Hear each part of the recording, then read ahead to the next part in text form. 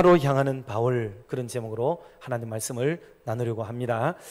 그런데 이 바울이 로마로 향한다는 말의 의미는 지금 로마로 출발했다 뭐 그런 뜻이 아니고, 바울의 이미 상황과 형편, 그리고 어떤 의지, 그리고 비전, 이 모든 것들이 지속적으로 로마로 지금 향하고 있다. 그리고 그 가운데 일어나는 일련의 일들이 하나같이 바울로 하여금 로마로 가도록, 로마를 겨냥하도록 만들어가는 하나님의 여러 선행적 동작들이 나타나고 있다 하는 의미에서 오늘 로마로 향하는 바울이라는 제목으로 말씀을 나누게 됩니다.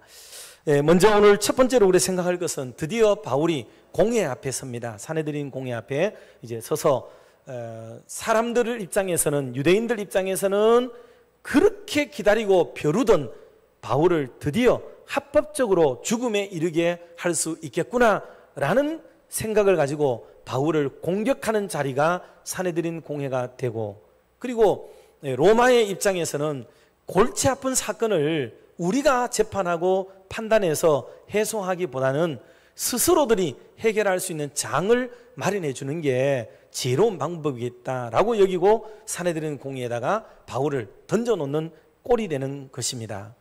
그리고 바울 입장에서는 이제 드디어 본인의 변증을 보다 더 신랄하게, 그리고 정화하게, 그리고 내가 왜 이런 생각을 가지고 이런 방향을 가지게 되었는지를 그 많은 사람 앞에서 자기를 드러낼 수 있는, 그리고 자기의 뜻과 비전을 얘기할 수 있는 기회를 얻은 셈이 된 것이 바로 사내들인 공회라고 볼 수가 있겠습니다. 그러니 이 자리에 섰다는 것은 참 중요한 의미를 가지게 되고, 많은 말들이 오가게 되지만은 그 모든 것을 농축시키고 하나로 집약을 시켜서 말을 하게 된다면 그 자리에서 바울이 한 말은 1절의 말씀이 중요한 내용이 되겠습니다. 같이 한번 합독을 먼저 하도록 하겠습니다. 바울이 공회를 주목하여 이르되, 여러분 형제들아, 오늘까지 나는 범사의 양심을 따라 하나님을 섬겼노라 하거늘. 아멘. 바울은 많은 제목으로 덮어씌움을 받아서 지금 재판 아닌 재판을 받게 되는 입장에 놓이게 된 거예요. 그 상황 속에서 이런 제목 저런 제목 수많은 것들이 있지만은 한마디로 요약하면 나는 거기에 질릴 것, 부족한 것, 모자라는 것 없다, 빗나간 것 없다, 나는 양심을 따라 내가 살아왔다 라고 얘기를 하고 있다는 거예요. 양심을 따라왔다. 그래서 지금 로마가 지배를 하고 있는 이런 시절 속에 헤롯이 분봉왕으로 와서 다스리고 있는 이런 시절이라 할지라도 그 가운데 땅의 일만 생각하고 땅만 어떻게 잘 살기 위해서 정치적으로 양압하고 권력 있는 사람들의 빌붙어서 사는 그런 유착된 삶을 살지 말고 어떻게 하든지 하나님의 시민권을 가지고, 하늘의 시민권을 가지고 하나님의 백성답게 살아야 되겠다라고 말을 하는 게 바울의 이 한마디 말이에요. 그러니 나는 지금까지 양심을 따라 살아왔다, 시민답게 살아왔다, 이 말을 듣고 이 말의 의미를 아는 사람들은 모두 다가 찔리게 될 것이고, 반응은 두 가지겠죠. 하나는 이 새끼 살려둬서는 안 되겠네, 뭐 이런 거죠. 그래서 더 단호하게 끝장을 내겠다고 마음을 먹는 그런 일이 벌어지게 되는 장면이 바로 본장의 장면이라고 볼 수가 있겠습니다. 참 바울의 지난날의 삶과 추구하는 삶이 무엇인지를, 그래서 예수 믿는 사람들의 삶의 방식이 어떠해야 될지를 명확하게 선을 그어주는 말씀들이라고 봅니다. 두 번째로 우리가 여기서 삽입을 해서 생각해야 될 사람 하나가 있는데 바로 대제사장 아나니아입니다. 아나니아는 여러 사람이 나오죠. 그 중에 대표적으로 다메섹에 아나니아라는 제자가 있었는데, 그 아나니아는 바울을 눈을 뜨게 만들어주고 바울을 예루살렘의 교회와 커넥션 역할을 해주었던 사람이 바로 제자 아나니아가 있습니다. 그분도 훌륭한 사람이에요. 그런데 여기는 지금 대제사장 아나니아라는 사람이 또 다른 사람인데, 이 사람은 바울의 그 말이 끝나자마자 그냥 그 사람의 입을 쳐라, 그러고 입을 쳐라. 실제로 이 아나니아가 나중에 어떻게 되느냐 하면요, 역사학자 요세푸스가 썼는 유대 전쟁사의 한 단락에 보면 AD 66년경에 이 사람이 살아가는 삶의 방식이 늘 매국노 방식이었대요. 매국노. 결국은 대제사장 아나니아가 그렇게 비참하게 자기 모아둔 거 쓰지도 못하고 누리지도 못한 채 결국은 다 세상을 떠나게 되는 그런 엄청난 재앙을 만나게 되는 사람이 되었다 하는 겁니다. 왜 이런 얘기를 여기다 집어넣겠어요? 이게 그 바울을 대항했던 사람들이 어떻게 되었는지를 보여주는 말씀이라고 볼 수가 있겠습니다. 여러분, 이게 두려운 얘기로 기록된 부분이라고 보기도 해야 됩니다. 자, 세 번째로 우리가 할 수 있는 것은 이 상황 속에서 바울의 임기응변을 참 바라볼 수가 있는데요. 참 지혜롭습니다. 자중을 보니까 모두가 자기를 공격해오고 빠져나갈 구멍이 없어요. 지금 이제 로마 사람들도 여기다 던져놓은 겁니다. 어떡하든지 네 알아서 해라는 뜻이고, 뭐 유대민족들이 해결해라는 뜻으로 던져놓은 겁니다. 사실은.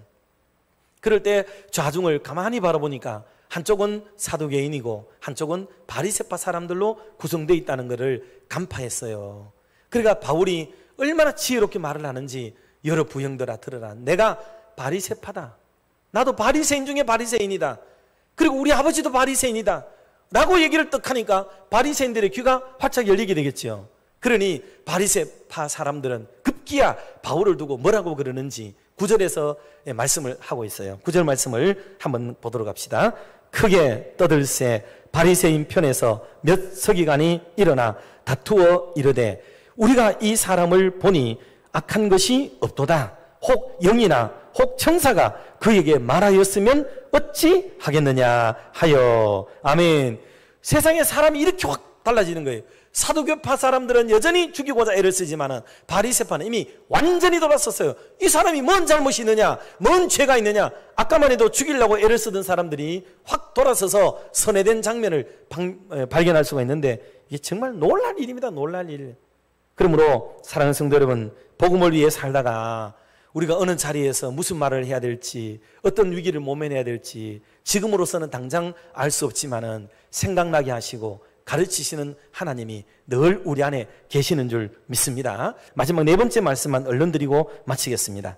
이제 이런 상황이 놓이니까 천부장이 얼른 바울을 그 상황에서 빼내갑니다.